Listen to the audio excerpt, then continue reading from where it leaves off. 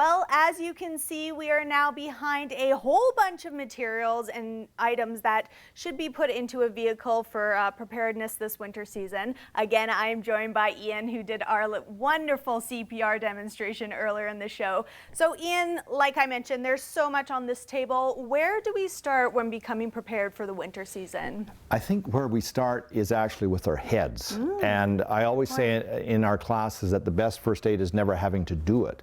And so mindfulness and preparedness is where we need to be. A power box down the floor there has enough power to self-boost your own battery. Failing that, we have booster cables here. Not a bad idea to have booster cables with you so that you can get help or help others too. I've got a couple examples of shovels here. This one has a telescopic handle. This is actually an avalanche shovel, so you can break it apart and it folds up quite nice. And of course, if you're faced with snowstorms, a good snow brush. Yes. And beyond that, now we get into how we should equip our vehicle. And we have a couple examples here. We have a larger survival kit that St. John sends with whenever we go out to the city to do any courses. So we open up the top. Here's our important stuff. We've got a whistle, lighter, matches, candles, an SOS flag, and barrier devices if you're helping somebody else. Now in the kit, we have hand sanitizer, and not a bad idea if you're planning like being farther afield. Then take toilet paper with you too. We've got spare batteries there.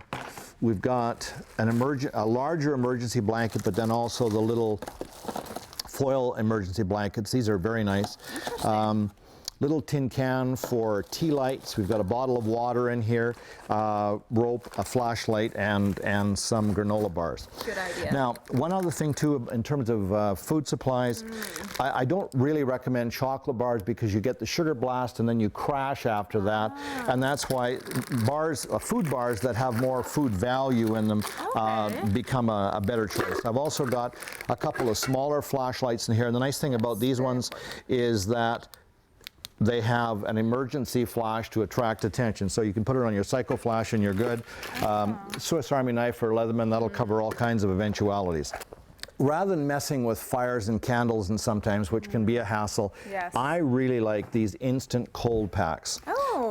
Instant hot packs. Yes, absolutely. They've got a little coin in there that you just kind of snap and they become instantly hot. Those ones for warming up the body. These small ones are great inside mitts, inside boots. That's a good idea. In fact, if you want to play with that, you can just snap the coin. Oh, should I? Sure, just a two-handed snap, and you'll see how it gets hot really quickly.